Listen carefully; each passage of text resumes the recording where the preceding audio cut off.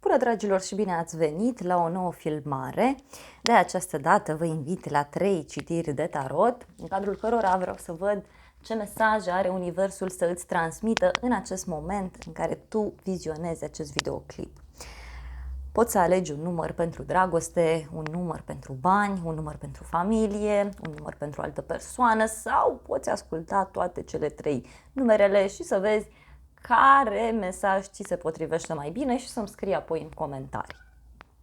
Numărul 1, piatra roz sau roșie. Numărul 2, piatra verde. Numărul 3, piatra albastră. Și acestea fiind spuse, ne vedem la numărul sau la numerele alese de tine. Bine ați revenit, dragii mei, cei care ați ales piatra roșie sau piatra roz. Haideți să vedem ce urmează, ce mesaj avem pentru voi. Wow! O bucurie foarte mare de care ai parte, un succes. Reușești să rezolvi ceva foarte important pentru sufletul tău. Văd că ești o persoană darnică, o persoană blândă, pozitivă, o persoană foarte spirituală, cultă. Îți place foarte mult să cunoști această zonă spirituală. Îți place foarte mult să vezi și o altă latură a vieții, văd aici. Și o bucurie foarte mare pe care o văd. Uite, reușești să vindești ceva, reușești să rezolvi o problemă. Aici poți avea o legătură cu zodia leu, berbec sau săgetător. Cineva te ajută să rezolvi o situație importantă.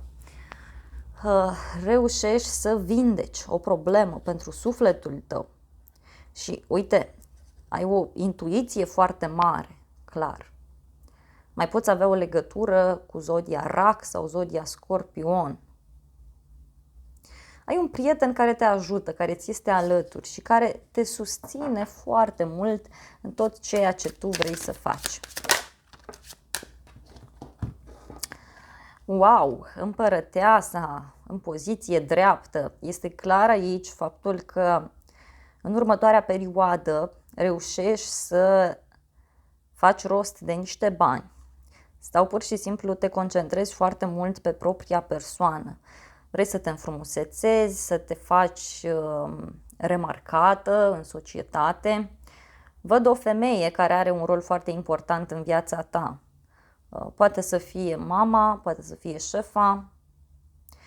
În alte cazuri, dacă tu ești femeie, văd aici că urmează o perioadă foarte bună pentru tine, în care ești apreciată, în care ceilalți te respectă. Văd că e ceva ce-ți dorești tu de foarte mult timp și acum în sfârșit poți vindeca acea rană. De asemenea, văd un suflet pereche care apare în viața ta. Asta dacă ești o persoană singură. Dacă te afli într-o relație, reușești să-ți vindeci relația sau o activitate pe care o faci împreună cu această persoană, care poate ține de muncă, te unește foarte mult. Aici poți avea o legătură cu zodia fecioară sau cu zodia rac.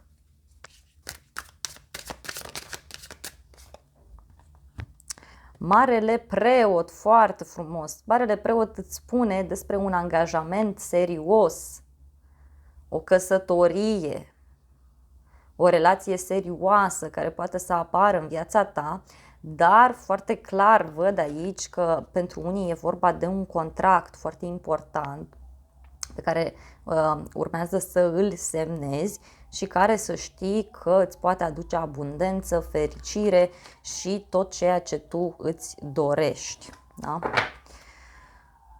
Ok, văd că lucrurile se schimbă în viața ta, apar schimbări mari, apar schimbări uriașe. Poți să afli aici iarăși de o despărțire, dar care pentru tine e cu mare bucurie. E ceva ce îți dorești foarte mult să se întâmple. Mai vreau o carte.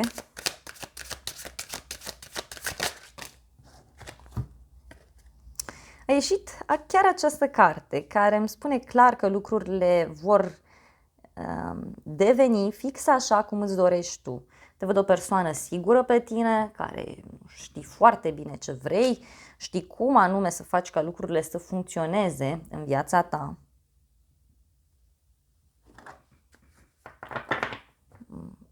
Dacă e vorba de bani, aici ceva se stabilizează, îți găsești un loc de muncă, semnezi un contract important.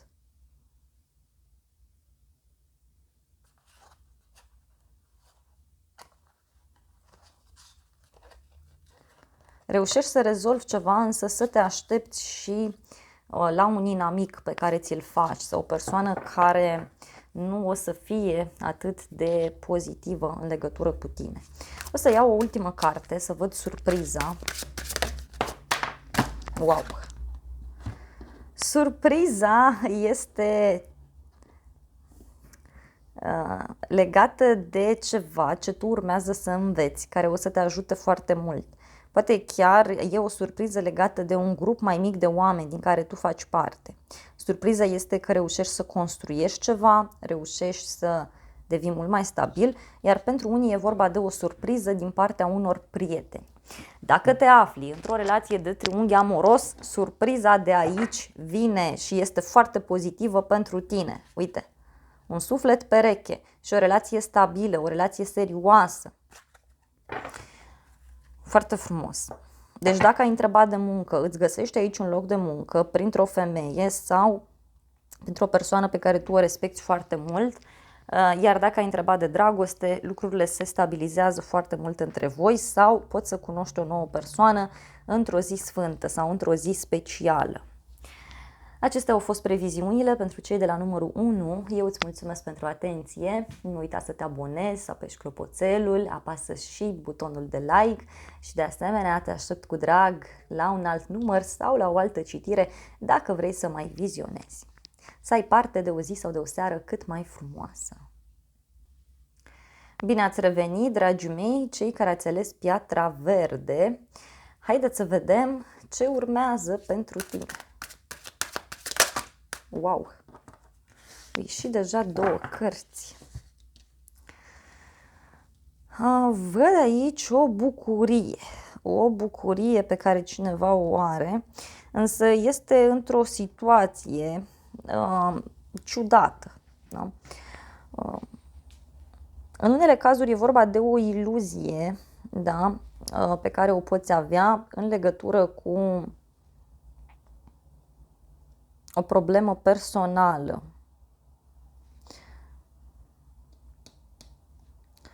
Poate să fie chiar o problemă veche, da, care începe acum să se rezolve, însă inițial ție nu îți place, inițial nu ești foarte bucuros sau foarte bucuroasă de lucrurile care se întâmplă.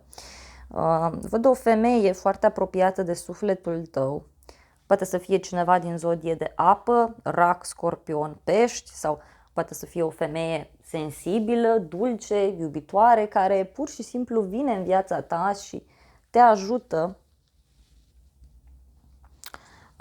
dintr-un anumit punct de vedere. Însă vezi că această femeie își urmărește în mod special interesul său. Nu are neapărat gânduri negative față de tine, însă pur și simplu este o persoană care nu vede lucrurile foarte clar. Da? În unele cazuri văd aici că aveți legătură cu zona medicală sau cu zona vindecării. Sfatul aici este să încerci să mai cauți o părere sau să încerci să analizezi lucrurile puțin diferit. Te-aș sfătui aici să consumi multe lichide, dar să ai grijă la calitatea acestora.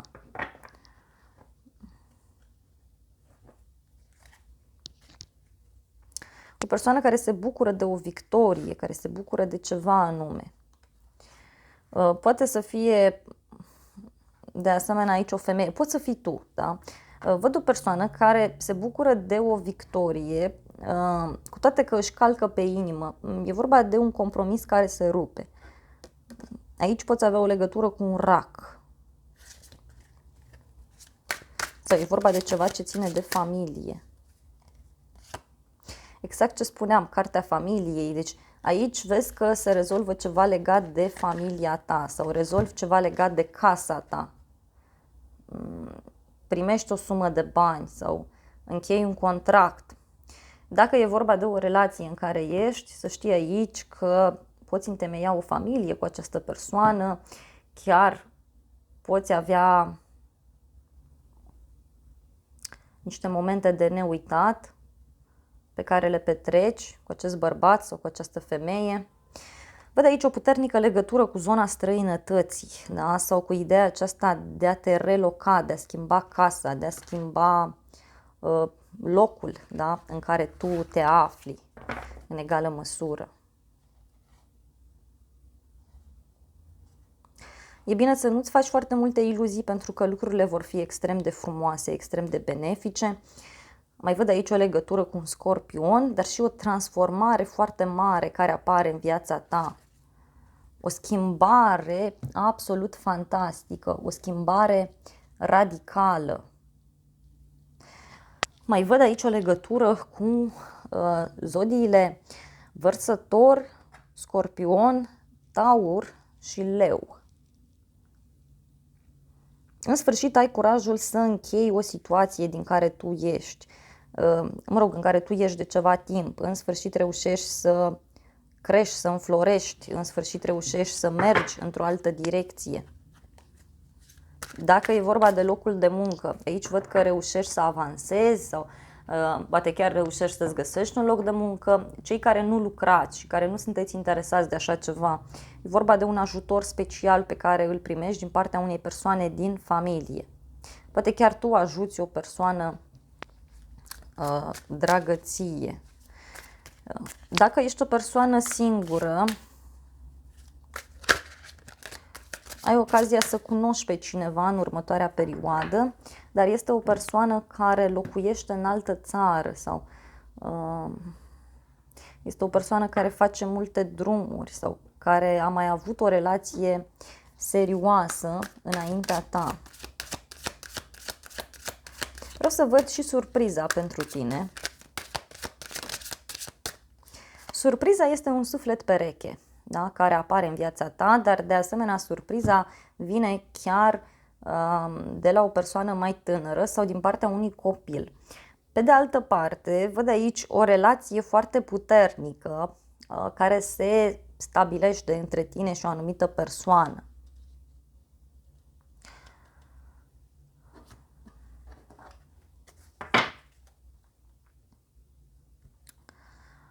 Poate e ceva ce tu ți-ai dorit să faci de când ești mic, da? De când ești copil și abia acum reușești.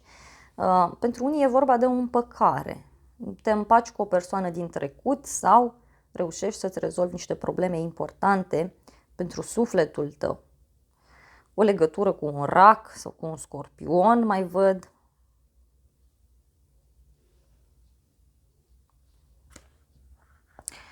Lucrezi la ceva împreună cu o persoană dragă ție și abia atunci reușești să crești, să înflorești. E cineva care susține o pasiune, cineva care se simte foarte atras de tine, iarăși văd aici.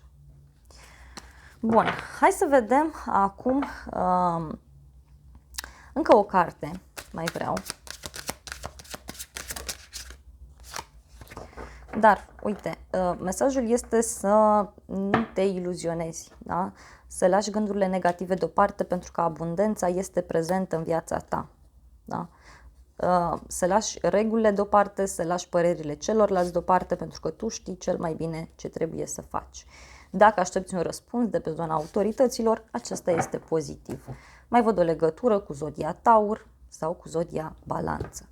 Dragilor, acestea au fost previziunile pentru cei de la numărul 2. Eu îți mulțumesc pentru atenție. Nu uita să te abonezi canalului, să apeși clopoțelul, apasă și butonul de like și, de asemenea, te invit cu drag să distribui aceste videoclipuri și te invit la încă un alt număr sau la o altă citire dacă vrei să mai vizionezi. Te îmbrățișez și îți doresc o zi sau o seară cât mai frumoasă. Bine ați revenit, dragii mei, cei care ați ales piatra albastră. Hai să vedem ce urmează pentru tine. Ce mesaj are tarotul să-ți transmită acum? în legătură cu situația ta. Ok. Te văd puțin supărată, nu vrei să mai auzi de nimeni, nu vrei să mai știi de nimeni, te izolezi într-un colț, poate chiar văd aici că ai niște probleme pe suflet. Te doare sufletul, te doare inima, la propriu sau la figurat, din cauza unei situații. Însă ai aici o legătură cu un săgetător care te poate ajuta, sau e vorba de o persoană care vindecă, o persoană care te ajută, care te ghidează. Poate să fie o persoană care are niște studii înalte sau o persoană care este ca un înger păzitor pentru tine. Poate sunt niște probleme aici legate de o relație în care ești, niște probleme legate de o persoană dragă ție.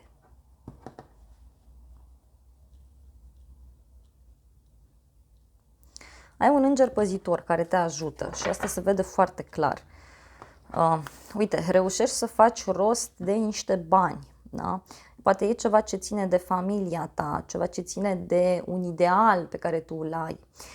Dacă te-ai despărțit de o persoană recent, să știi că te împaci foarte rapid și chiar lucrurile vor fi extrem de frumoase între voi. O să fiți uniți de un proiect comun, da? Sau de niște activități comune pe care le faceți. Sunt niște tensiuni în familie, văd aici. Poate chiar lucrurile nu sunt chiar așa cum ți-ai dorit tu, în schimb găsești o soluție absolut genială. Faci un împrumut, primești o avansare la muncă. Următoarea carte vreau pentru tine. Wow, arcana majoră, lumea, uite ce frumos! Deci tu închei o karmă, te eliberezi dintr-o situație toxică, dintr-o situație urâtă. Aici poți avea o puternică legătură cu străinătatea, poate chiar e vorba de o călătorie îndepărtată pe care vrei să o faci. Pur și simplu reușești să te afirmi la muncă, în societate, între prietenii tăi. Văd că urmează o perioadă în care vei fi foarte respectată, foarte apreciată de către persoanele din jur. Dacă ai întrebat de o relație, aici văd o împăcare și mai văd clar faptul că relația aceasta va dura pe un termen lung și foarte lung. Deci vă puteți căsători sau puteți rămâne împreună până la adânci bătrâneți, cum s-ar spune. Este o situație aici tensionată în care simt eu că ești, dar să știi că se rezolvă mult mai ușor și mult mai rapid față de cum ți-ai fi imaginat tu. E vorba de un compromis din care cineva vrea să iasă. Însă, pe de altă parte, văd un compromis pe care trebuie să îl faci pentru acest drum, pentru această schimbare, pentru această mutare, de care ți este teamă, însă îți spun foarte clar aici că nu are de ce să-ți fie teamă. Aceasta este rezolvarea, aceasta este calea ta. Ai vrea o carte? Magicianul, și uite, tu ai multe posibilități de a rezolva lucrurile și asta e foarte, foarte bine. Ce mai văd aici este faptul că în următoarea perioadă vei avea multe activități de făcut. Poate vei lucra cu mâinile, dar văd clar că vei avea o inspirație absolut fantastică. Te văd liniștit, te văd așezat și te văd într-o nouă etapă a vieții tale, într-o nouă etapă în care să știi că vei înflori. O nouă etapă care te va duce undeva sus, te va ajuta mult mai mult decât îți imaginezi tu. Mai văd aici o legătură foarte puternică, poate chiar cu zodia Gemeni, Fecioară, mai văd Scorpion, Taur, Vărsător, Leu. Wow! Chiar Leu, foarte puternic. Aici sunt niște discuții. Da? Poate cineva ți-a spus că e cazul să nu te arunci cu capul înainte. Poate e vorba de o ambiție pe care o ai în legătură cu o altă femeie sau în legătură cu o rivală. Uite, surpriza pentru tine este acest drum, această schimbare, această mutare. Pur și simplu nu-ți vine să crezi cât de rapid tu rezolvi lucrurile. Nu-ți vine să crezi cât de rapid reușești să pleci. Și uite, vei avea de lucru la ceva anume. Vei avea de reparat ceva sau vei avea de învățat ceva, văd aici, dar clar și un drum pe care îl faci împreună cu niște prieteni sau împreună cu un grup de oameni foarte drag sufletului tău. Lucrurile încep să se miște. Cineva pleacă, da? Și e vorba de o schimbare foarte mare. Foarte mare. O să mai iau o singură carte pentru tine. Așa simt. Așa sunt ghidată.